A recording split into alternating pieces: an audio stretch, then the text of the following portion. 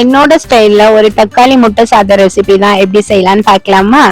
எங்க வீட்டு குட்டீஸ்ல இருந்து எல்லாருக்கும் ஆல் டைம் ஃபேவரட்டான ஒரு முட்டை சாதம் ரெசிபி தான். அதுவும் சிம்பிளா எந்த வெஜிடபிள்ஸும் நறுக்காம. வாங்க எப்படி செய்யறேன்னு பார்க்கலாம்.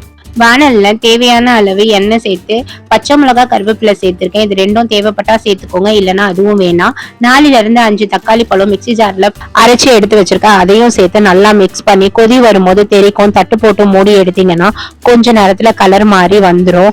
கலர் மாறி வந்ததுக்கு அப்புறம் பெருங்காயத்தூள், மஞ்சத்தூள், தேவையான அளவு உப்பு சேர்த்துக்கோங்க. சாதம் கலரும் போது தேவைப்பட்டா சேர்த்துக்கலாம்.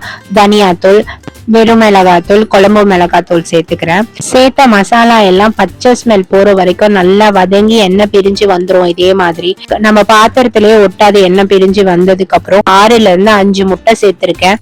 முட்டை சேர்த்து நல்லா கிளறி விட்டுக்கோங்க. நம்ம கிளறும் போது ஹை ஃபிளேம்ல கொஞ்ச நேரம், லோ ஃபிளேம்ல கொஞ்ச நேரம் விட்டு கொஞ்சம் கைவிடாம கொஞ்சம் ஃபாஸ்டா கிளறி எடுத்தீங்கன்னா முட்டை பொரிஞ்சு நல்லா இந்த மாதிரி வந்துடும். வந்ததுக்கு அப்புறம் ஃபைனலா ஒரு கைப்பிடி அளவு கொத்தமல்லி தழை தூவிட்டு சுட சுட சாதம் வடிச்சு வச்சிருக்கேன். அதையும் இதோட சேர்த்து நீங்க கிளறி எடுத்தீங்கன்னா என்னோட ஸ்டைல்ல ஒரு தக்காளி முட்டை சாதம் ரெசிபி ரெடிங்க. இது அவ்வளோ டேஸ்டா சிம்பிளா இருக்கும். உங்களுக்கு தேவைப்பட்டா ஃபைனலா கொஞ்சம் மிளகுத்தூள் ஆட் பண்ணிக்கலாம். பச்சை மிளகாவும் கருவேப்பிலையும் தேவையில்லை, தேவைப்பட்டா நீங்க சேர்த்துக்கலாம். இந்த ரெசிபி வீடியோ பிடிச்சிருக்கோன்னு நினைக்கிறேன். இன்னொரு வீடியோல பாக்குறேன். பாய்.